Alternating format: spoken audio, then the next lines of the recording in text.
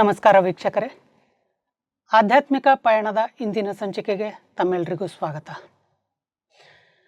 ವೀಕ್ಷಕರಿಗೆ ತಮ್ಮೆಲ್ಲರಿಗೂ ಗೊತ್ತಿರೋ ಹಾಗೆ ಈ ಆಧ್ಯಾತ್ಮಿಕ ಪಯಣ ಸಂಚಿಕೆಗಳಲ್ಲಿ ಆಧ್ಯಾತ್ಮಿಕತೆಯಲ್ಲಿ ಉನ್ನತ ಸ್ಥಾನವನ್ನು ಮುಟ್ಟಿರುವಂತಹ ಅಥವಾ ಆಧ್ಯಾತ್ಮಿಕತೆಯಲ್ಲಿ ತಮ್ಮ ಜೀವನವನ್ನು ಮುಡುಪಾಗಿಟ್ಟಿರುವಂತಹ ಅನೇಕ ಒಂದು ಮಹಾನ್ ವ್ಯಕ್ತಿಗಳ ಜೊತೆ ನಾವು ಸಂದರ್ಶನವನ್ನು ಮಾಡ್ತಾ ಬಂದಿದ್ವಿ.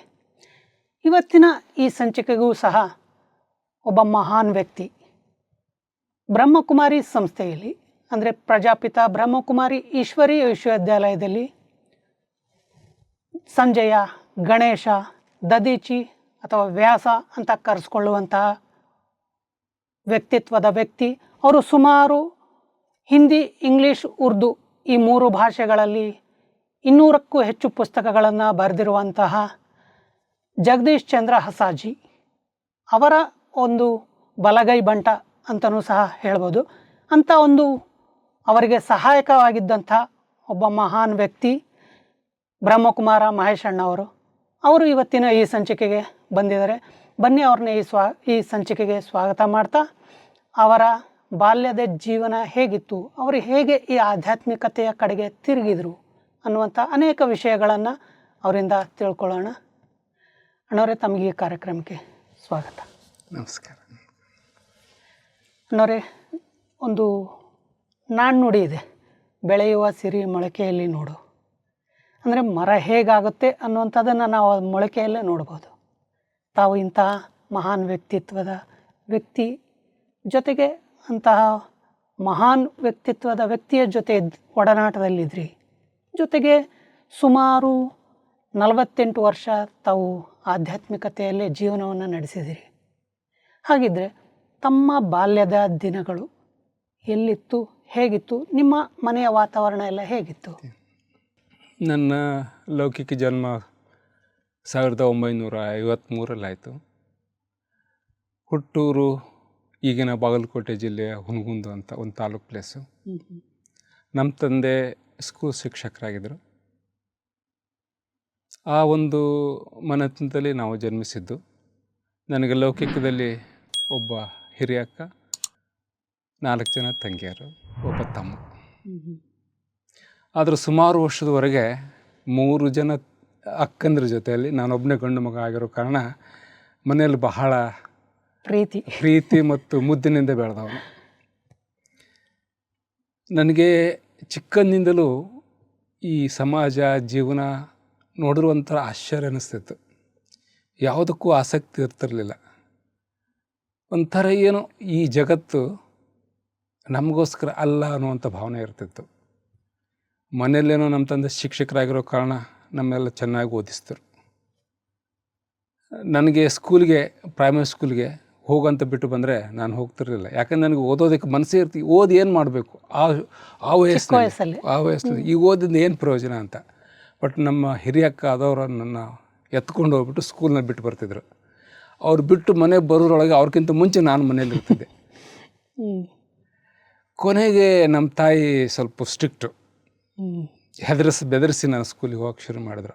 ಬಟ್ ನಾನು ಸ್ಕೂಲಿಗೆ ಹೋದರೂ ನಾನು ಸುಮ್ಮನೆ ಕೂತ್ಕೊಂಡು ಕೇಳ್ತಿದ್ದೆ ಅಷ್ಟೇ.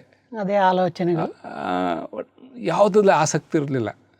ಇನ್ನು ಪ್ರೈಮರಿ ಸ್ಕೂಲ್ ಮುಗೀತು, ಇನ್ನು ಹೈಸ್ಕೂಲಿಗೆ ಬಂದ್ವಿ.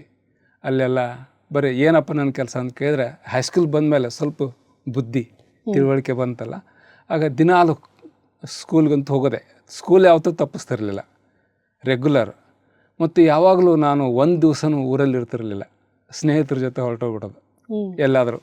ಎಲ್ಲಾದರೂ ಕಬಡ್ಡಿ ಮ್ಯಾಚ್ಗಳಿದ್ದರೆ, ವಾಲಿಬಾಲ್ ಮ್ಯಾಚ್ಗಳಿದ್ದರೆ, ಇಲ್ಲ ಯಾವುದಾದ್ರೂ ಪಕ್ಕದಲ್ಲಿ ಹೊಸ ಸಿನಿಮಾ ಬಂದರೆ ಅವ್ರ ಜೊತೆ ಸೈಕಲ್ ಮೇಲೆ ಹೋಗಿ ನೋಡಿ, ಇದೇ ಕೆಲಸ. ಮನೆಯಲ್ಲೂ ಒಂದು ದಿವಸನೂ ಇರ್ತಿರಲಿಲ್ಲ. ನಾನು ಒಬ್ಬನೇ ಮಗ, ನಮ್ಮ ತಾಯಿ ಒಬ್ಬರೇ. ನಮ್ಮ ತಂದೆ ಟ್ರಾನ್ಸ್ಫರ್ ಆಗ್ತಿತ್ತು, ಹೊರಗಡೆ ಇರ್ತಿದ್ರು. ಅವ್ರು ನಮ್ಮ ತಾಯಿ ಹೇಳೋರು, ನೀವು ಏನಾದರೂ ಸ್ವಲ್ಪ ಕೆಲಸ ಮಾಡಪ್ಪ, ಹೆಣ್ಮಕ್ಳು ಚಿಕ್ಕವರಿದ್ದಾರೆ ಅಂತ. ನಾನು ಬಹಳ ಒಂಥರ ಇದು ಆಯಿತು, ಈಗ ಹಸಿವಾಗಿದೆ, ಊಟ ಮಾಡಿ ಕೆಲಸ ಮಾಡ್ತೀನಿ ಅಂತ. ಅಲ್ಲಿ ಊಟ ಮಾಡಿದ್ಮೇಲೆ ಕೆಲಸ ಮಾಡೋದು ಕೇಳಿದ್ರೆ ಡಾಕ್ಟ್ರ್ ಹೇಳ್ತಾರೆ, ಊಟ ಮಾಡಿದ್ಮೇಲೆ ಯಾವುದೂ ಕೆಲಸ ಮಾಡಬಾರ್ದು, ರೆಸ್ಟ್ ತೊಗೊಳ್ಬೇಕು ಅಂತ ಹೇಳ್ಬಿಟ್ಟು ಹೊರಟೋಗ್ಬಿಡೋನು. ಅದಕ್ಕೆ ನಮ್ಮ ತಾಯಿ ನನಗೊಂದು ತಮಾಷೆ ಮಾಡ್ತಿದ್ದಾರೆ, ಇವನು ಏನಪ್ಪ ಅಂತ ಕೇಳಿ, ಇವನ ಹೆಸರು ಮಹೇಶ್ ಇದೆ ಅಲ್ಲ, ಇವನು ಮಾಯಪ್ಪ ಅಂತ. ತನ್ನ ಕೆಲಸ ಆದ ತಕ್ಷಣ ಮಾಯ ಬಿಡೋದು. ಊಟಕ್ಕೆ ಮಾತ್ರ ಮರಿಬೇಡ್ರಿ, ಕೆಲ್ಸಕ್ಕೆ ಮಾತ್ರ ಕರಿಬೇಡ್ರಿ ಅನ್ನುವಂಥ ಇವನ್ ಥಿಯರಿ ಅಂತ ಅವರು ಅವಾಗ ಚಿಕ್ಕಂದಿನ ಹೇಳ್ತಿದ್ರು. ಬಟ್ ಅದು ಯಾವುದು ನನಗೆ ಗಮನನೇ ಇರಲಿಲ್ಲ. ಇದು ನನ್ನ ಮನೆ, ನಮ್ಮ ಪರಿವಾರ, ನಮ್ಮ ತಂಗಿಯರು, ನಮ್ಮ ತಾಯಿ ತಂದೆ, ಇದು ಯಾವುದು ಒಂದು ನನ್ನತನದ ಆ ವಯಸ್ಸಿನಲ್ಲೇ ಇರಲಿಲ್ಲ. ಮುಂದೆ ಹೈಸ್ಕೂಲಿಗೆ ಬಂದಾಗ ನನಗೆ ಇನ್ನೊಂದು ವಿಶೇಷತೆ ಏನಪ್ಪ ಅಂತ ಕೇಳಿದ್ರೆ, ಯಾವ ಸ್ಕೂಲ್, ಪ್ರೈಮರಿ ಸ್ಕೂಲ್ ಇರಲಿ ಅಥವಾ ಹೈಸ್ಕೂಲ್ ಇರಲಿ, ಶಿಕ್ಷಕರು ನನ್ನ ಮೇಲೆ ಬಹಳ ಪ್ರೀತಿ ಮಾಡೋರು. ಯಾಕಂತ ನನಗೂ ಗೊತ್ತಿಲ್ಲ. ಅವ್ರು ಹೇಳ್ತಿದ್ರು ನೀನು ಭಾಳ ಬುದ್ಧಿವಂತ, ಮುಂದೆ ಕೂತ್ಕೊ ಅಂತೇಳಿ. ಬಟ್ ನಾನು ಮುಂದೆ ಕೂತ್ಕೊಳ್ತಿರಲಿಲ್ಲ, ಯಾವಾಗಲೂ ಹಿಂದೆ ಕೂತ್ಕೊಳ್ಳೋದು. ಯಾಕಂದರೆ ಮುಂದೆ ಕುಂತು ನನಗೆ ಆ ಪಾಠನೇ ಅರ್ಥ ಆಗ್ತಿರಲಿಲ್ಲ. ಅದಕ್ಕೆ ಹಿಂದೆ ಕೂತ್ಕೊಂಡು ಬಟ್ ಬಹಳ ಗಮನ ಕೊಟ್ಟು ಕೇಳ್ತಿದ್ದೆ. ಹೈಸ್ಕೂಲ್ ಬಂದರೂ ನಾನು ಯಾವತ್ತೂ ಒಂದು ದಿವಸ ಪುಸ್ತಕ ಹೇಳೋದು ಓದಿಲ್ಲ. ಬರೀ ಏನು ಕ್ಲಾಸ್ನಲ್ಲಿ ಕೇಳೋದು ಅದನ್ನೇ ಎಕ್ಸಾಮ್ದಲ್ಲಿ ಕೊಡೋದು. ಈ ಕೆಲವರು ಯಾದರೂ ಎಕ್ಸಾಮ್ಗೆ ಪರೀಕ್ಷೆಗೆ ಹೆದರ್ತಿದ್ರಲ್ಲ, ನನಗೆ ಹೆದರಿಕೆ ಅನ್ನೋದೇ ಇರ್ತಿರಲಿಲ್ಲ. ಏನಿದೆ ಇದರಲ್ಲಿ, ಏನಿದೆ ಅಂತ ಇಷ್ಟು ಹೆದರಬೇಕು ಅಂತ. ಅದಕ್ಕೆ ಹೈಸ್ಕೂಲ್ ಬಂದ್ಮೇಲೆ ಸ್ವಲ್ಪ ತಿಳುವಳಿಕೆ ಬರುತ್ತಲ್ವ, ಅವಾಗ ಅಲ್ಲಿ ವಿಶೇಷವಾಗಿ ಇಂಗ್ಲೀಷ್ ಟೀಚರು, ಕನ್ನಡ ಟೀಚರು ಮತ್ತು ಮ್ಯಾಥಮೆಟಿಕ್ಸ್ ಟೀಚರ್, ಇವರು ನನ್ನ ಬಹಳ ಪ್ರೀತಿ. ಎಸ್ಪೆಷಲಿ ಲ್ಯಾಂಗ್ವೇಜ್ ಟೀಚರ್ ಅಂತೂ ಭಾಳ. ಅದನ್ನು ನನಗೆ ಅವಾಗೇನೂ ಗೊತ್ತಿರಲಿಲ್ಲ. ಬಟ್ ಈಗ ನಾನು ಹಿಂತಿರುಗಿ ನೋಡಿದಾಗ ಅಥವಾ ನಮ್ಮ ಟೀಚರ್ಗಳು ಹೇಳೋದು ನೋಡಿದ್ರೆ ನನಗೆ ಭಾಷೆ ಭಾಳ ಚೆನ್ನಾಗಿ ಅರ್ಥ ಆಗ್ತಿತ್ತು ಅಂತ. ಹಿಂದಿ ಆಗಲಿ, ಇಂಗ್ಲೀಷ್ ಆಗಲಿ, ಕನ್ನಡ ಆಗಲಿ, ಸಂಸ್ಕೃತ ಆಗಲಿ, ಈ 4 ಭಾಷೆಗಳಲ್ಲಿ ನನಗೆ ಎಲ್ಲಕ್ಕಿಂತ ಜಾಸ್ತಿ ನಂಬರ್ ಸಿಗ್ತಿತ್ತು ಅಂತ ನಮ್ಮ ಟೀಚರ್ ಹೇಳ್ತಿದ್ರು. ಬಟ್ ನನಗೆ ಇದೇನು ಏನು ಈ ವಿದ್ಯೆಯಲ್ಲಿದೆ ಅನ್ನುವಂಥದ್ದು. ಆಮೇಲೆ ನಾನು ಸುಮಾರು ಪ್ರೈಮರಿ ಸ್ಕೂಲ್ ಹೋಗೋಕ್ಕಿಂತ ಮುಂಚೆ ಇನ್ನೂ ಚಿಕ್ಕವನಿರುವಾಗ ನನ್ನ ಕನಸು ಬರೋದು. ಎಂಥ ಕನಸಪ್ಪ ಅಂದರೆ, ಏನೋ ಒಂದು ದೂರದಲ್ಲಿ ಒಂದು ಸಿಂಹಾಸನ ಕಾಣೋದು. ಆ ಸಿಂಹಾಸನದ ಹತ್ರ ನಾನು ಒಂದು ಚಿಕ್ಕ ಮಗುವಾಗಿ, ಅಂಬಗಾಲಿ ಇಟ್ಕೊಂಡು ಹೋಗ್ತಕ್ಕಂಥ ಮಗುವಾಗಿ ಹೋಗೋದು. ಆಮೇಲೆ ಅಲ್ಲಿ ಹೋದಾಗ ಆ ಸಿಂಹಾಸನ ಮೇಲೆ ಒಂದು ಕಿರೀಟ ಇರೋದು. ಆ ಕಿರೀಟ ತಗೊಂಡು ನಾನು ಹಾಕ್ಕೊಳ್ಳೋದು. ಆ ಸಿಂಹಾಸನ ಮೇಲೆ ಕೂತ್ಕೊಳ್ಳೋಕ್ಕೆ ಪ್ರಯತ್ನ ಪಡೋದು. ಬಟ್ ಚಿಕ್ಕ ಮಗು ಅಲ್ಲ, ಅಂಬೆಗಾಲಿಡೋ ಮಗು. ಈ ಥರ ಕನಸು ಮೇಲಿಂದ ಮೇಲೆ ಬರ್ತಿತ್ತು. ಅದು ಯಾಕೆ ಅಂತ ಗೊತ್ತಿಲ್ಲ. ಅದು ಆಯಿತು. ಆಮೇಲೆ ನಮ್ಗೆ ಯಾರಾದರೂ ಈಗ ಏನಾದರೂ ಜಾತ್ರೆಗಳು ಅಥವಾ ಏನಾದರೂ ಸಮಾಜ, ಮದುವೆ, ಮುಂಜುವೆ ಇವನ್ನೆಲ್ಲ ನೋಡಿದಾಗ ಏನಿದೆಯಲ್ಲ ಸಂಸಾರ, ಈ ಯಾವುದ್ರಲ್ಲೂ ಆಸಕ್ತಿ ಬೇಡಪ್ಪ, ಈ ಪ್ರಪಂಚ ನಾನು ಬೇಡವೇ ಬೇಡ ಅಂತ. ಮುಂದೆ ದೊಡ್ಡವನಾಗಿ ಸ್ವಲ್ಪ ತಿಳುವಳಿಕೆ ಬಂದಮೇಲೆ, ಆವಾಗ ಹೈಸ್ಕೂಲಿಗೆ ಬಂದಾಗ ಬಹುಶಃ 13-14 ವಯಸ್ಸಿದ್ದಾಗ, ಆವಾಗ ಸ್ವಲ್ಪ ಧರ್ಮ, ದೇವರು, ತಂದೆ, ತಾಯಿ ಅನ್ನುವಂಥದ್ದು ಸ್ವಲ್ಪ ಅರಿವು ಮೂಡ್ತಾ ಬಂತು. ಆವಾಗ ನಮ್ಮ ಮನೆಯಲ್ಲಿ ಲೌಕಿಕವಾಗಿ ವೀರಶೈವರು ಅಂತಾರಲ್ಲ, ಶಿವಭಕ್ತರು. ಆದರೆ ಶಿವಭಕ್ತರು 2 ಥರ ಇದ್ದಾರೆ. ಒಬ್ಬರು ಪಂಚಾಚಾರ್ಯ ಅಂತಿರ್ತಾರೆ, ಅಂದರೆ ಅಷ್ಟ ಸ್ಥಳಗಳಂತಿರ್ತಾವಲ್ಲ, ಭಕ್ತಿ, ಮಹೇಶ, ಪ್ರಾಣ ಏನೇನು 6 ಇದ್ದಾವೆ. ಅದು ನಮ್ಮ ತಾಯಿ ಮಾಡೋರು. ಗುರು, ಲಿಂಗ, ಜಂಗಮ ಇವು 3 ಬೇಕು ಪೂಜೆ ಮಾಡಬೇಕಾದ್ರೆ. ಗುರು ಬೇಕು, ಲಿಂಗ ಬೇಕು ಮತ್ತು ಜಂಗಮ ಪೂಜೆನೂ ಮಾಡಬೇಕು ಅಂತ. ಅವ್ರು ನಮ್ಮ ತಾಯಿ ಜಂಗಮ ಪೂಜೆ ಯಾವುದು ಹಬ್ಬ ಬಂದಾಗ, ಸೋಮವಾರ ಬಂದಾಗ, ಶಿವರಾತ್ರಿ ಬಂದಾಗ ಜಂಗಮ ಕರೆದುಬಿಟ್ಟು ಅವ್ರ ಪಾದವನ್ನು ತೊಳೆದು ಆ ಪಾದೋದಕವನ್ನು ಮನೆ ತುಂಬೆಲ್ಲ ಹರಡೋರು. ನಮ್ಮ ತಂದೆ ಇದ್ರ ವಿರುದ್ಧ, ಅವರು ಮಹಾಭಕ್ತರು, ಕೇವಲ ಶಿವನ ಭಕ್ತರು, ಶಿವಲಿಂಗ ಮಾತ್ರ ಪೂಜೆ ಮಾಡ್ತಕ್ಕಂಥ. ಇವರಿಗೆ ಗುರುಗಳು, ಈ ಜಂಗಮರು, ಇದೆಲ್ಲ ಈ ಮೂರ್ತಿ ಮಾಡಿಬಿಟ್ಟು ಉಸುಕಿ, ಈ ಎಲ್ಲ ಶಿವರಾತ್ರಿ ಬಂದಾಗ ಈ 16 ಸೋಮವಾರ ವ್ರತ ಇಂಥವೆಲ್ಲ ಅವ್ರಿಗೆ ಆಗ್ತಿರಲಿಲ್ಲ. ಅದಕ್ಕೆ ಇವೆಲ್ಲರ ಮಧ್ಯದಲ್ಲಿ ನಾವು ಬೆಳೆದವರು. ಬಟ್ ನಮಗೆ ಈ ತಾಯಿ ಮಾಡ್ತಕ್ಕಂಥದ್ದು ಇದು ಅಂಧಶ್ರದ್ಧೆ ಅಂತ ಅನ್ನಿಸ್ತಾ ಇತ್ತು. ಯಾಕಂದರೆ ದೇವ್ರಿಗೆ ಇದೆಯಲ್ಲ ಬೇಕಾ ಅಂತ. ಅದು ನಮ್ಮ ತಂದೆ ಬಹಳ ದಿನಾಲು 2 ಹೊತ್ತು ಸ್ನಾನ ಮಾಡೋದು, 2 ಹೊತ್ತು ಶಿವ ಪೂಜೆ ಮಾಡ್ಕೊಳ್ಳೋದು, ಅವರು ತಮ್ಮ ನೀತಿ, ನಿಯಮ, ನಡೆ ಬಹಳ ಕಟ್ಟುನಿಟ್ಟಾಗಿ ಪಾಲಿಸ್ತಕ್ಕಂಥವ್ರು. ಹೀಗಾಗಿ ನಮಗೆ ಅವರು ಪ್ರಭಾವ ಜಾಸ್ತಿ ಆಯಿತು ತಂದೆಯದು. ಆಮೇಲೆ ನಾವು ಯಾವಾಗ ನಮಗೆ ಇದು ಆಗ್ತದೆ, ಲಿಂಗ ಸಂಸ್ಕಾರ ಅಂತ ಮಾಡಿದೆ. ಹಾಗೆ ಈಗ ಜನಿವಾರ ಸಂಸ್ಕಾರ ಮಾಡ್ತಾರಲ್ಲ, ಹಂಗೆ ಹುಟ್ಟಿದ ಮೇಲೆ ನಾಮಕರಣ ಮಾಡುವಾಗ ಲಿಂಗ ದೀಕ್ಷೆ ಕೊಡಿಸ್ತಾರೆ. ಬಟ್ ಆವಾಗ ಕೊರಳಲ್ಲಿ ಒಂದು ಇದಿರ್ತದೆ, ಲಿಂಗ ಇರ್ತದೆ. ಅವಾಗ ಅದಕ್ಕೆ ಇಷ್ಟಲಿಂಗ ಅಂತ ಕರೀತಾರೆ. ಮುಂದೆ ದೊಡ್ಡವರಾದ್ಮೇಲೆ ಆ ಪೀಠಕ ಅಂತ ಇರ್ತದಲ್ಲ, ಅದನ್ನು ಒಂದು ಲಿಂಗಾಕಾರ ಮಾಡಿಬಿಟ್ಟು ಚಿನ್ನದ್ದು ಅಥವಾ ಬೆಳ್ಳಿದೋ ಒಂದು ಕಾಯಿಯಲ್ಲಿ ಹಾಕಿಬಿಟ್ಟು ಅವ್ರಿಗೆ ಧಾರಣೆ ಮಾಡಿಸ್ತಾರೆ. ಕೈಯಲ್ಲಿ ಇಟ್ಕೊಂಡು ಪೂಜೆ ಮಾಡ್ತಕ್ಕಂಥದ್ದು. ಅದನ್ನು ನಾನು ಹೈಸ್ಕೂಲ್ಗೆ ಬಂದ ಮೇಲೆ ಶುರು ಮಾಡಿದೆ. ಅಲ್ಲಿವರೆಗೆ ಭಕ್ತಿ ಮಾಡ್ತದೆ. ಆದರೆ ಇಂಥ ಸಮಯದಲ್ಲಿ ನಂದು ಏನಪ್ಪ ಅಂತ ಕೇಳಿದ್ರೆ, ಯಾವಾಗ ನಾವು ಈ ದೀಕ್ಷೆ ತೊಗೊಂಡಿವಲ್ಲ, ಅವಾಗ ನಾನು ದಿನಾಲು 2 ಹೊತ್ತು ಸ್ನಾನ ಮಾಡೋದು, ಎರಡು ಹೊತ್ತು ಲಿಂಗ ಪೂಜೆ ಮಾಡ್ಕೊಳ್ಳೋದು. ಲಿಂಗ ಪೂಜೆ ಮಾಡ್ಕೊಳ್ಳೋದೇ ಹೊರತು ಒಂದು ಹನಿ ನೀರು ಸಹ ನಾವು ಕುಡಿತಿರಲಿಲ್ಲ. ಅದು ಇದಕ್ಕಿಂತ ಮುಂಚೆ ನಾವು ಪ್ರೈಮರಿ ಸ್ಕೂಲ್ನ ಇರಬೇಕಾದ್ರೆ ನಮ್ಮ ತಾಯಿ ದಿನಾಲು ಅಡುಗೆ ಮಾಡ್ತಾರಲ್ಲ, ಈ ಸ್ಕೂಲ್ಗೆ ಹೋಗ್ಬೇಕಾದ್ರೆ ಊಟ ಮಾಡಿ ಹೋಗ್ಬೇಕಲ್ಲ, ಅದಕ್ಕೆ ಊಟಕ್ಕೆ ಹೋದರೆ ನಮ್ಮ ತಾಯಿ ಬಿಸಿ ಬಿಸಿ ಅಡುಗೆ ಮಾಡಿಡೋರು. ಅವಾಗ ಲಾಸ್ಟಿಗೆ ಜೋಳದ ರೊಟ್ಟಿ ಮಾಡ್ತಾರೆ. ಅವಾಗ ನಾವು ಬೆಳೆ ಜೋಳದ ರೊಟ್ಟಿ, ನಮ್ಮಲ್ಲೆಲ್ಲ ಉತ್ತರ ಕರ್ನಾಟಕ ಜೋಳದ ರೊಟ್ಟಿ, ಪಲ್ಯ, ಮೊಸರು, ಬೆಣ್ಣೆ, ತುಪ್ಪ ಇಂಥದ್ದು ಇರ್ತದೆ. ಆವಾಗ ನಮ್ಮ ತಾಯಿ ಹೇಳ್ತಿದ್ರು, ನೀನು ಪೂಜೆ ಮಾಡುವವರೆಗೂ ಊಟ ಮಾಡುವ ಹಾಗಿಲ್ಲ, ಅದಕ್ಕೆ ಮೊದಲು ನೀನು ಪೂಜೆ ಮಾಡು, ಆಮೇಲೆ ಊಟ ಮಾಡು ಅಂತ. ಅದಕ್ಕೆ ನಾನು ಹೇಳ್ತಿದ್ದೆ, ಹೌದು ಪೂಜೆ ಮಾಡಿ ತಿನ್ನಬೇಕಲ್ಲ, ಅದಕ್ಕೋಸ್ಕರ ದೇವ್ರಿಗೇನು ಪ್ರಸಾದ ಇದೆಯಲ್ಲ, ಒಂದು ಮೊದಲೇ ರೊಟ್ಟಿ ಇದೆಯಲ್ಲ, ಅದನ್ನು ಅವನ ಹೆಸರಲ್ಲಿ ಎತ್ತಿಟ್ಬಿಡು, ಬೇರೆ ಅವನ ಪಾಲಿಂದ ನಂಗೆ ಹೋಯ್ತಲ್ಲ, ಉಳಿದಿದ್ದು ನಾನು ಮಾಡಿ ಹೋಗ್ತೀನಿ, ನನ್ನ ಪಾಲಿಂದ ನಾನು ತಿಂದು ಹೋಗ್ತೀನಿ.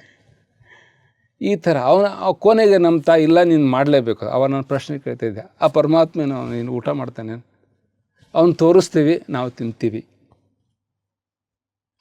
ಆ ಸಮಯದಲ್ಲಿ ಸಂಸ್ಕಾರ ಹೇಗಿತ್ತು ಅಂದರೆ, ದೇವರು ಅವನು ಎಲ್ಲರಿಗೂ ತಂದೆ ಅಂತಾರಲ್ಲ, ಅವನು ಮಕ್ಕಳು ಹಸ್ದು ಅವನಿಗೋಸ್ಕರ ನಾವು ಕಾಯಬೇಕಾ? ಹೀಗೆ ಅದಕ್ಕೆ ಮುಂದೆ ಯಾವಾಗ ನಾನು ದೊಡ್ಡವನಾಗಿ ಲಿಂಗ ಪೂಜೆ ಮಾಡ್ಕೊಳಕ್ಕೆ ಶುರು ಮಾಡಿದ್ನೋ ಆವಾಗ ಸ್ವಲ್ಪ ಅನುಭವ ಆಗಕ್ಕೆ ಶುರು ಆಯಿತು. ಯಾವಾಗ ನಾನು ಇಷ್ಟಲಿಂಗ ಪೂಜೆ ಮಾಡ್ತಿದ್ದೆ, ಓಂ ನಮಃ ಶಿವಾಯ ಷಡಕ್ಷರಿ ಮಂತ್ರ ಅಂತಾರೆ, ಅದನ್ನು ಅಂತಿರ್ಬೇಕಾರೆ ಅಂತ ನನಗೆ ಆ ಲಿಂಗದಲ್ಲಿ ಜ್ಯೋತಿರ್ಬಿಂದು ಸಾಕ್ಷಾತ್ಕಾರ ಕಾಣ ಬರ್ತಿತ್ತು. ಅವಾಗ ನಾನು ಹೇಳ್ತಿದ್ದೆ, ಪರಮಾತ್ಮ ನಿನಗೆ ಎಲ್ಲರೂ ತಂದೆ ತಾಯಿ ಅಂತ ಹೇಳ್ತಾರಲ್ವ, ಈಗ ತಂದೆ ತಾಯಿ ಅಂದಮೇಲೆ ನಾವು ಮಕ್ಕಳು, ಯಾವ ತಂದೆ ತಾಯಿ ನಾವು ತಮ್ಮ ಮಕ್ಕಳಿಂದ ದೂರ ಇರೋದಿಲ್ಲ ಅಲ್ವಾ?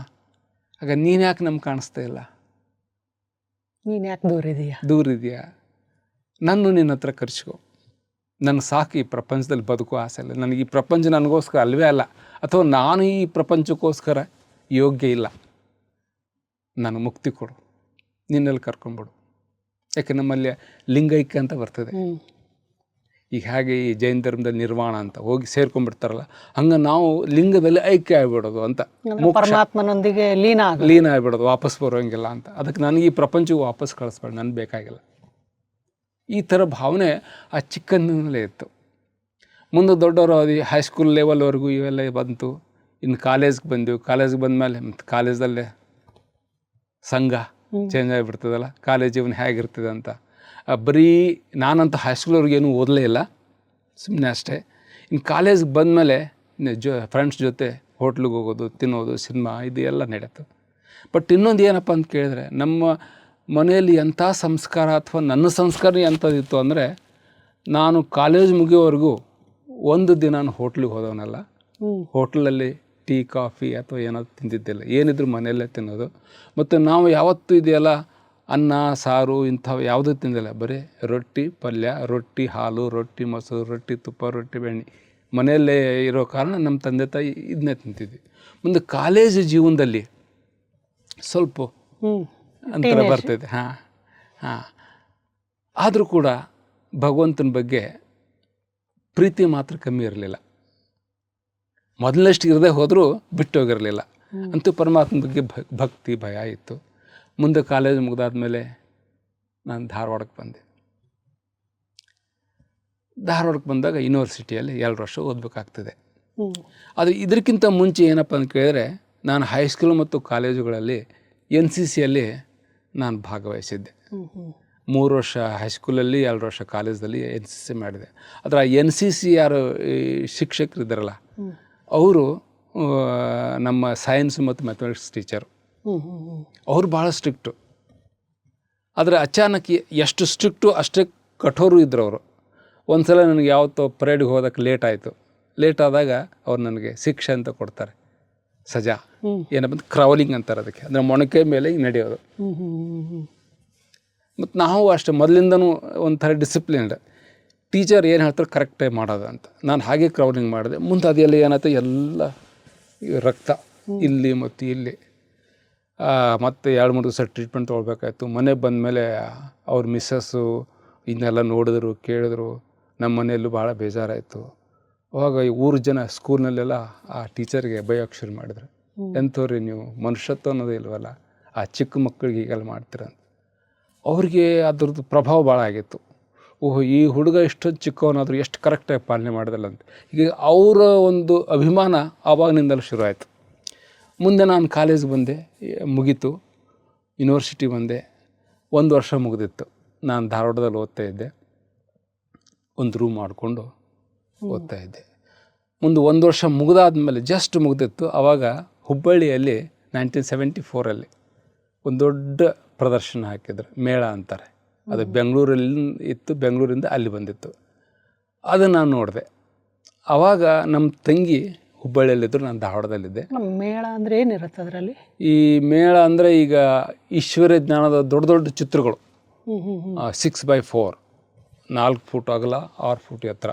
ಅದರಲ್ಲಿ ಆತ್ಮ, ಪರಮಾತ್ಮ, ತ್ರಿಮೂರ್ತಿಗಳು, ರಾಧಾಕೃಷ್ಣ, ಲಕ್ಷ್ಮೀನಾರಾಯಣ, 3 ಲೋಕ, ಕಲ್ಪವೃಕ್ಷ, ಆಮೇಲೆ ಸೃಷ್ಟಿಚಕ್ರ, ಯೋಗದ ಬಗ್ಗೆ ಇವೆಲ್ಲ ದೊಡ್ಡ ದೊಡ್ಡ ಫೋಟೋ ಹಾಕಿದ್ರು. ಅಂದರೆ ಈ ಬ್ರಹ್ಮಕುಮಾರಿ ಸಂಸ್ಥೆಯ ಜ್ಞಾನಕ್ಕೆ ಸಂಬಂಧಪಟ್ಟಂಥ ಚಿತ್ರ. ಹೌದು. ಅದನ್ನು ನಾನು ಒಂದು ಸಲ ಹುಬ್ಬಳ್ಳಿಗೆ ಹೋದಾಗ ಸಂಜೆ ಆಗಿತ್ತು, ಜನ ವಿರೋಧ ಮಾಡ್ತಿದ್ರಲ್ಲಿ. ಕೆಲವು ಜನರು ಬ್ಲ್ಯಾಕ್ ಫ್ಲ್ಯಾಗ್ ಹಿಡ್ಕೊಂಡು ಇವರೆಲ್ಲ ಪ್ರದರ್ಶನದ ವಿರೋಧ ಮಾಡ್ತಿದ್ರು. ಇವರು ಕ್ರಿಶ್ಚಿಯನ್ ಧರ್ಮದ ಪ್ರಚಾರ ಮಾಡ್ತಿದ್ದಾರೆ, ಇವರು ಇನ್ನೆಲ್ಲ ನಿಲ್ಲಿಸ್ಬೇಕು ಅಂತ, ಧರ್ಮ ಪರಿವರ್ತನೆ ಮಾಡ್ತಾರೆ ಅಂತ. ಅದಕ್ಕೆ ನಾನು ಇಷ್ಟೊಂದು ಜನ ನೋಡ್ತಿದ್ದಾರೆ, ಯಾಕೆ ವಿರೋಧ ಮಾಡ್ತಾರೆ, ನಾನು ನೋಡೋಕ್ಕೆ ಹೋದೆ. ಆದರೆ ಮೊದಲು ಅಲ್ಲಿ ಲಕ್ಷ್ಮಣ ಚಿತ್ರ ಇಟ್ಟಿದ್ರು. ಲಕ್ಷ್ಮಣ ಚಿತ್ರ ಇಟ್ಟಾಗ ಅವ್ರ ಲಕ್ಷ್ಮಣ ಬಗ್ಗೆ ಒಂದು ಚಿಕ್ಕ ಹುಡುಗಿ, ಸುಮಾರು ಒಂದು 8-10 ವರ್ಷದ ಒಂದು ಕನ್ಯೆ ಇತ್ತು.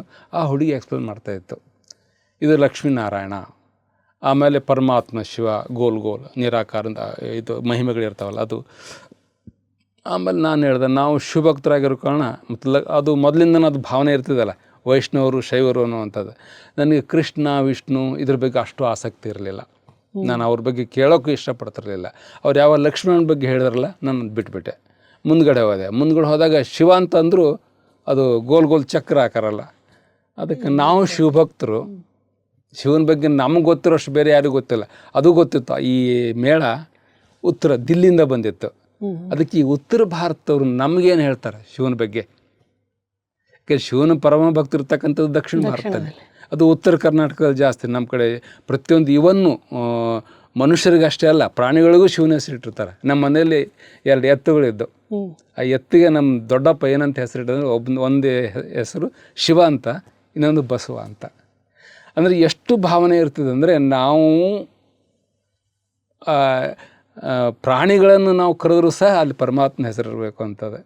ಅದಕ್ಕೆ ಅವರು ಚಕ್ಕಡಿ ಓಡಿಸ್ಬೇಕಾದ್ರೆ ಏ ಶಿವ, ಏ ಬಸವ ಅಂತ ಹಿಂಗೆ. ಇಷ್ಟೊಂದು ಶಿವನ ಭಕ್ತರು, ಶಿವನ ಮೇಲೆ ಪ್ರೀತಿ ಇದ್ದಂಥವ್ರು ಇವರೇನು ಹೇಳ್ತಾರೆ ಉತ್ತರ ಭಾರತವ್ರು ಅಂತ. ಹಾಗೆ ನಾನು ಹಂಗೆ ರೌಂಡ್ ಹಾಕ್ಕೊಂಡು ಹೊರಟೋಗ್ಬಿಟ್ಟೆ. ಆದರೂ ಲಾಸ್ಟಿಗೆ ಹೋಗ್ಬೇಕಾದ್ರೆ ಮೇಲೆ ಮಹಡಿಯಿಂದ ದಾದಿ ಜಾನಕಿ ಅವರು ಇಳಿತಿದ್ರು. ಅವ್ರು ರಾಜು ಶಿಬಿರದವ್ರನ್ನ ಭೇಟಿ ಮಾಡಿ ಅವರು ಇಳಿತಾಯಿದ್ರು. ನಾನು ಸ್ವಲ್ಪ ಕುಳ್ಳಲ್ಲ ಅವರು ನೋಡಿದೆ, ಇದು ಏನಪ್ಪ ಇಂಥವ್ರು ಬಿಳೆ ಸೀರೆ ಇಟ್ಕೊಂಡು ಬರ್ತಿದ್ದಾರೆ ಅಂತ.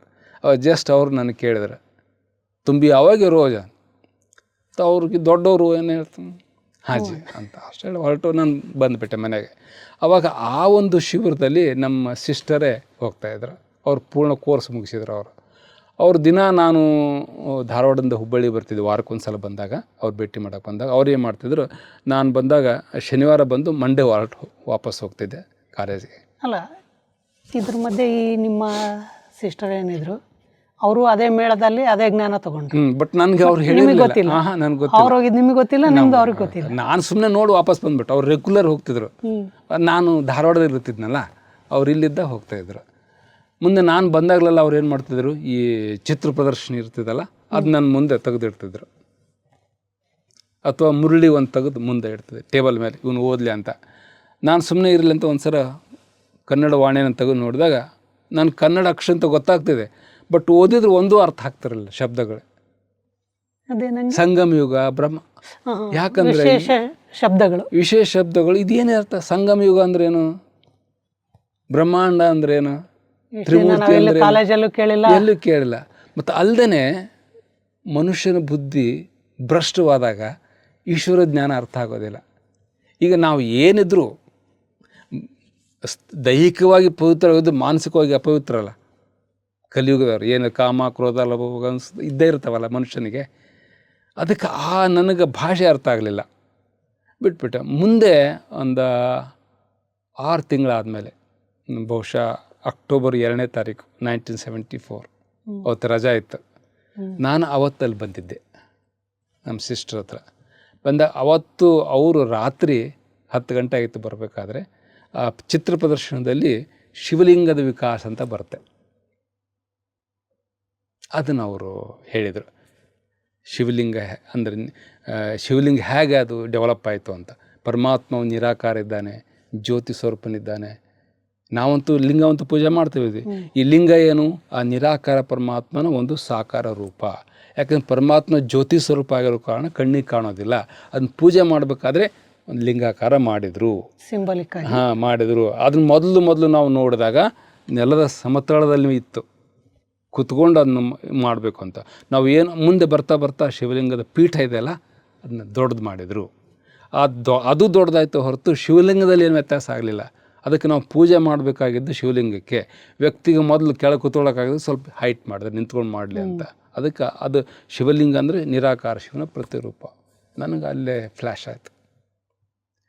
ಇವ್ರು ಏನಾದರೂ ಇದು ಸ್ವರ್ಗ, ನರಕ, ಕೃಷ್ಣ, ಲಕ್ಷ್ಮೀನಾರಾಯಣ ಇದೇನಂದ್ರೆ ನಾನು ಯಾವತ್ತೂ ಜ್ಞಾನಕ್ಕೆ ಬರ್ತಿರ್ಲಿಲ್ಲ. ಬಟ್ ಆ ಪರಮಾತ್ಮನ ಒಂದು ಪರಿಚಯ ಕೊಟ್ರಲ್ಲ, ಹೀಗೆ ಅದಕ್ಕೋಸ್ಕರ ಪರಮಾತ್ಮ ನಿರಾಕಾರ, ಅವನು ಬಂದಿದ್ದಾನೆ. ಈ ಒಂದು ಶಬ್ದ ಹೇಳಿದ್ರಲ್ಲ, ನನಗೆ ತಕ್ಷಣ ಅದು ಒಂಥರ ಏನೋ ಶಿಡ್ಲ್ ಹೊಡೆದಂಗೆ ಆಯಿತು. ಹೌದಾ, ಪರಮಾತ್ಮ ಬಂದಿದ್ದಾನ ಅಂತ. ಯಾಕಂದ್ರೆ ನಾನು ಚಿಕ್ಕ ವಯಸ್ಸಲ್ಲೂ ಸಹ ಅದೇ ಯೋಚನೆ ಇತ್ತು. ಕರಿತಾ ಇದ್ನಲ್ಲ ಅವನು, ಬಾ ಅಪ್ಪ ಅಂತ. ಅವಾಗ ಸುಮಾರು ರಾತ್ರಿ 10 ಗಂಟೆ 12 ಗಂಟೆವರೆಗೂ ಅದು ಬರೀ ಪರಮಾತ್ಮ ಬಗ್ಗೆನ ಅವರು ಎಕ್ಸ್ಪ್ಲೇನ್ ಮಾಡಿದರು. ಅವತ್ತು ರಾತ್ರಿ ನಿದ್ದೆ ಬರಲಿಲ್ಲ. ಅವತ್ತು ಬುಧವಾರ ಇತ್ತು, ಅವ್ರು ನನಗೆ ಇದು ಕೊಟ್ಟಿದ್ದು. ನೆಕ್ಸ್ಟ್ ಗುರುವಾರ ಇತ್ತು. ಅವ್ರು ಬೆಳಗ್ಗೆ 5 ಗಂಟೆ ರೆಡಿಯಾಗಿ ಸೆಂಟ್ರಿಗೆ ಹೋಗೋರು. ಅದಕ್ಕೆ ನಾನು ನಿದ್ದೆ ಬಂದಿರಲಿಲ್ಲ. ಕೇಳಿದೆ, ಎಲ್ಲಿ ಹೋಗ್ತಿದ್ದೀರಿ ಅಂತ. ಆಶ್ರಮಕ್ಕೆ ಹೋಗ್ತೀನಿ, ನಾನು ಬರಲ್ಲ ಅಂತ. ಎಸ್ ಕರ್ಕೊಂಡು ಹೋದರು. ನಾನು ಹೋದಾಗ ರೆಡ್ ಲೈಟ್ ಹಾಕಿ ಎಲ್ಲರೂ ಯೋಗ ಮಾಡ್ತಾಯಿದ್ರು. ಅದು ನೋಡಿಬಿಟ್ಟು ನನಗೆ ಎಷ್ಟು ಆನಂದ ಆಯ್ತಂದರೆ, ಓಹೋ ನಾನು ಹೀಗೆ ಆಗಬೇಕು, ಇಲ್ಲೇ ಕೂತ್ಕೊಳ್ಬೇಕು. ನನಗೇನು ಪೂರ್ಣ ಜ್ಞಾನ ಇಲ್ಲ, ಆದರೂ ಅವ್ರ ಜೊತೆಯಲ್ಲಿ ವಾತಾವರಣ ತುಂಬ ಇಷ್ಟ ಆಯ್ತು. ಕೂತ್ಕೊಂಡ್ಬಿಟ್ಟು ಅವಾಗ ಬಸವರಾಜಣ್ಣವರು ವಾಣಿ ಓದ್ತಾಯಿದ್ರು. ಅವಾಗೇನು ಟೀಚರ್ಸ್ ಅಷ್ಟು ಜನ ಇರಲಿಲ್ಲ. ಬಸವರಾಜಣ್ಣರಂದರೆ ಈ ಹುಬ್ಬಳ್ಳಿಯವರು ಅವರು ಅವ್ಯಕ್ತವಾಣಿ ಓದ್ತಾಯಿದ್ರು. ಕೇಳಿದೆ. ಅದು ಕೇಳ್ತಾ ನನಗನ್ನಿಸ್ತು, ಇದು ಯಾವುದು ಹೊಸದಲ್ಲ, ನಾನು ಯಾವುದು ಕೇಳಿದೆ, ನನಗೆಲ್ಲ ಗೊತ್ತು ಅಂತ. ಮುಂದೆ ಕೋರ್ಸಿಗೆ ಶುರು ಮಾಡಿದರು. ಕೋರ್ಸ್ ಕೊಟ್ಟಾಗ ನನಗೆ ಯಾವಾಗ ಮುಗಿಬೇಕು, ಬೇಗ ಮುಗಿಬೇಕು, ನಾನು ಇವರಾಗೇ ಇರಬೇಕು, ಬಿಳೆ ಬಟ್ಟೆ ಹಾಕ್ಕೊಳ್ಬೇಕು. ನಿಮಗೆ ಕೋರ್ಸ್ ಕೊಟ್ಟಿದ್ದೆ ಯಾರು? ಕೊಟ್ಟಿದ್ರು. ನನಗೆ 3 ಜನ ಬೇರೆ ಜನ ಕೊಟ್ಟರು. ಒಬ್ಬರು ಕುಮಾರ, ಇದು ಮಲ್ಲಿಕಾರ್ಜುನ್ ಅಂತ ಅವ್ರು ಕೊಟ್ಟರು. ಆಮೇಲೆ 2 ಮಾತೆಯರು ಕೊಟ್ಟರು. ನೀವು ಆ ಕೋರ್ಸ್ ತೊಗೋಬೇಕಾದ್ರೆ ಆ ಕೋರ್ಸ್ ಚಿತ್ರಗಳನ್ನು ನೋಡಿ, ಯಾಕಂದರೆ ನೀವು ಮುಂಚೆ ಕೃಷ್ಣ, ವಿಷ್ಣು ಇವೆಲ್ಲ ಇಷ್ಟ ಆಗಿರಲಿಲ್ಲ. ಬಟ್ ಐ ಥಿಂಕ್ ಅದರಲ್ಲೂ ಅದೇ ಇರ್ಬೋದು. ಯಾಕಂದರೆ ಅವರು ಅಲ್ಲಿ ತಿಳಿಸೋಂಥ ಜ್ಞಾನನೇ ಇಲ್ಲಿ ತಿಳಿಸೋದು. ಮತ್ತು ಇಲ್ಲಿ ಯಾವ ಥರ ನೀವು ಆಕ್ಸೆಪ್ಟ್ ಮಾಡಿದ್ರಿ ಅದನ್ನು? ಇಲ್ಲಿ ಏನಂದ್ರೆ, ನನಗೆ ಪರಮಾತ್ಮ ಪರಿಚಯ ಆಯ್ತಲ್ಲ, ಅವಾಗಲೇ ನಿಶ್ಚಯ ಆಗಿಬಿಡ್ತು. ಈಗ ಪರಮಾತ್ಮ ಬಂದಿದ್ದಾನೆ ಅಂದಮೇಲೆ ಉಳಿದಿದ್ದು ಗೌಣ್ಯ. ಅದು ಏನಾರು ಹೇಳೋರು ಅದ್ರ ಬಗ್ಗೆ. ನನಗೆ ಪರಮಾತ್ಮ ಮತ್ತು ಪರಂಧಾಮದ ಬಗ್ಗೆ, ನಮ್ಮ ಮನೆ, ನಾವು ಎಲ್ಲಿಂದ ಬಂದ್ವಿ, ಅದು ಎಲ್ಲಿದೆ, ಇವೆಲ್ಲ ಆತಾಳ ಪತಾಳ ರಸ್ತಾಳ, ಇವು ನನಗೂ ಅಷ್ಟು ನಂಬಿಕೆ ಇರಲಿಲ್ಲ. ಅವರು ಇವಿಲ್ಲ, ಕೇವಲ 3 ಲೋಕ ಅಂದಾಗ, ಮತ್ತು ಅದಕ್ಕೆಲ್ಲ ಪರಮಾತ್ಮಗೆ ತ್ರಿಮೂರ್ತಿ ಅಂತಾರೆ, ತ್ರಿಶೂಲ ತೋರಿಸ್ತಾರೆ, ತ್ರಿಲೋಕಿನಾಥ ಅಂತಾರೆ. ಇವೆಲ್ಲ ನಮ್ಗೆ ಗೊತ್ತಿತ್ತಲ್ಲ ಭಕ್ತಿ ಮಾರ್ಗದಲ್ಲಿ. ಹೆಸರು ಕೇಳಿದ್ವಿ, ಅದರ ಎಕ್ಸ್ಪ್ಲನೇಷನ್, ಅದರ ಹಿನ್ನೆಲೆ ಗೊತ್ತಿಲ್ಲ. ಅಲ್ಲದೆ ಬಸವ ತತ್ವದಲ್ಲಿ ಇವೆಲ್ಲ ಬರ್ತವೆ. ಪರಮಾತ್ಮನ ಹೇಳಬೇಕಾದ್ರೆ ಒಂದು ಇಲ್ಲದ ಬಿಂದು, ತಂದೆ ಇಲ್ಲದ ಕಂದ, ಇವನ್ನೆಲ್ಲ ಹೇಳಿದಾಗ ನಮ್ಗೆ ಕ್ಲಿಯರ್ ಕಟ್ ಅರ್ಥ ಆಗಿಬಿಡ್ತು. ಪರಮಾತ್ಮ ನಿರಾಕಾರ ಅಂತ ಮೊದಲೇ ಗೊತ್ತಿತ್ತು. ಇದು ಅವನು ಬಂದಿದ್ದಾನೆ ಅನ್ನುವಂಥದ್ದು ಇದೆಯಲ್ಲ, ಆ ಸಮಯಕ್ಕೆ ಎಷ್ಟು ನಿಶ್ಚಯ ಆಯ್ತಂದರೆ ಮನಸ್ಸೆಲ್ಲ ಗದಗದ ಆಯಿತು. ಓಹೋ, ಪರಮಾತ್ಮ ಬಂದಿದ್ದಾನಲ್ಲ. ಇದು ಸಂಗಮ ಯುಗ. ಅಲ್ಲದೆ ನಮ್ಮ ಮನೆ ದೇವರು ಸಂಗಮನಾಥ ಅಂತ, ನಮ್ಮೂರ ಪಕ್ಕದಲ್ಲೇ ಕೂಡ್ಲು ಸಂಗಮ ಅಂತ ಇದೆ. ಅಲ್ಲಿ ಬಸವ ಹೆಸರು ಕೇಳಿರ್ಬೋದು ನೀವು. ಆ ಬಸವಣ್ಣನ ಅಲ್ಲೇ ಇದು ವಿದ್ಯಾದಾನ ಆಗಿರೋದು, ಮತ್ತು ಅಲ್ಲೇ ಅವರು ಶರೀರ ಬಿಟ್ಟಿದ್ದು. ಅಲ್ಲಿ ಸಂಗಮೇಶ್ವರ ಅಂತ ಒಂದು ಇದು ಇದೆ, ದೇವಸ್ಥಾನ ಇದೆ. ಅದಕ್ಕೆ ಆ ಸಂಗಮನಾಥ, ಸಂಗಮ ಯುಗದಲ್ಲಿ ಬರ್ತಕ್ಕಂಥವನು ಸಂಗಮನಾಥ ಅಂದ ತಕ್ಷಣ ನಮಗೆ ಅವು ನಮ್ಮ ಶಬ್ದಗಳಲ್ಲ, ಓಹೋ ಅದಕ್ಕೋಸ್ಕರ ಪರಮಾತ್ಮನಿಗೆ ಸಂಗಮನಾಥ ಸಂಗಮೇಶ್ವರ ಅಂತ ಬಂದಿದೆ ಅಂತ. ಹೀಗೆ ಬಾಬಾನ ಮೇಲೆ ಅಥವಾ ಪರಮಾತ್ಮ ಮೇಲೆ ನಮಗೆ ನಿಶ್ಚಯ ಇದ್ದ ಕಾರಣ ಅವ್ರು ಏನು ಜ್ಞಾನ ಹೇಳಿದ್ರು, ಎಸ್ ನಾನು ಕೇಳಿದ ಒಂದೇ ಒಂದು ಪ್ರಶ್ನೆ. ಅವ್ರು ಹೇಳಿದ ಪರಮಾತ್ಮ ಸರ್ವವ್ಯಾಪಿ ಅಲ್ಲ, ಸರ್ವಜ್ಞನಾಗಿದ್ದಾನೆ, ಪರಂಧಾಮದಲ್ಲಿದ್ದಾನೆ ಅಂತ. ಮತ್ತು ಎಲ್ಲರೂ ಸರ್ವವ್ಯಾಪಿ ಅಂತ ಹೇಳ್ತಾರಲ್ಲ, ಅವಳು ಸರ್ವವ್ಯಾಪಿ ಅಲ್ಲ. ಯಾಕೆ ಸರ್ವವ್ಯಾಪಿ ಆಗಿದ್ರೆ ಎಲ್ಲರಲ್ಲೂ ಪರಮಾತ್ಮ ಇರಬೇಕಲ್ಲ ಅಂತ. ನಿಮ್ಮಲ್ಲಿ ಪರಮಾತ್ಮ ಇದ್ದಾನ ಅಂತ, ಇಲ್ಲ ಅಂತ ಹೇಳಿ ಮುಗಿದೋಯ್ತಾನೆ, ಅವನು ಅಲ್ಲಿದ್ದಾನೆ ಮುನಲ್ಲೋಕ.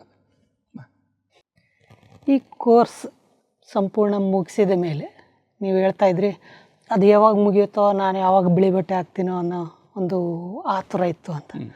ಹಾಗಿದ್ರೆ ಈ ಕೋರ್ಸ್ ಮುಗಿದ ನಂತರ ನೆಕ್ಸ್ಟ್ ನೀವು ಏನು ಮಾಡಿದ್ರಿ, ಏನೂ ಇಲ್ಲ, ಈ ಎಲ್ಲ ವಿಚಾರಗಳನ್ನು ನನಗೂ ಸಹ ಕೇಳಬೇಕನ್ನುವಂಥ ಕುತೂಹಲ ತುಂಬ ಇದೆ.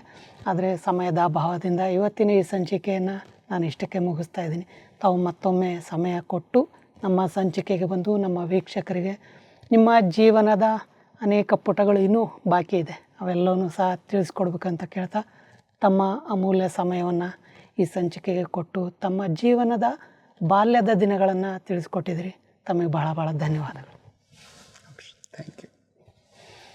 ನೋಡಿದ್ರಲ್ಲ ವೀಕ್ಷಕರೇ, ಅಣ್ಣವರ ಬಾಲ್ಯದ ಜೀವನ ಹೇಗಿತ್ತು, ಆ ಒಂದು ತುಡಿತ, ಭಗವಂತನ ಕಡೆಯ ಸೆಳೆತ ಚಿಕ್ಕ ವಯಸ್ಸಿನಲ್ಲೇ ಅವ್ರಿಗೆ ತುಂಬ ಇತ್ತು. ಅದು ಬೆಳೀತಾ ಬೆಳೀತಾ ಈ ಬ್ರಹ್ಮಕುಮಾರಿ ಸಂಸ್ಥೆಯ ಜ್ಞಾನದಲ್ಲಿ ಬಂದ ಮೇಲೆ ಅವರಿಗೆ ಆ ತುಡಿತದ ಒಂದು ಅಂತ್ಯ ಅನ್ನೋದು ಕಾಣಿದ್ರು. ಹೀಗೆ ನಮ್ಮ ಈ ಸಂಚಿಕೆಗಳನ್ನು ವೀಕ್ಷಿಸ್ತಾ ಇರಿ. ಮತ್ತು ಮುಂದಿನ ಸಂಚಿಕೆಯಲ್ಲಿ ಅಣ್ಣವರ ಮುಂದಿನ ಜೀವನದ ಅನುಭವಗಳನ್ನು ತಿಳ್ಕೊಳ್ಳೋಣ. ತಾವೆಲ್ಲರೂ ಈ ಸಂಚಿಕೆಯನ್ನು ವೀಕ್ಷಣೆ ಮಾಡಿದ್ದಕ್ಕೆ ತಮ್ಮೆಲ್ಲರಿಗೂ ಧನ್ಯವಾದಗಳು.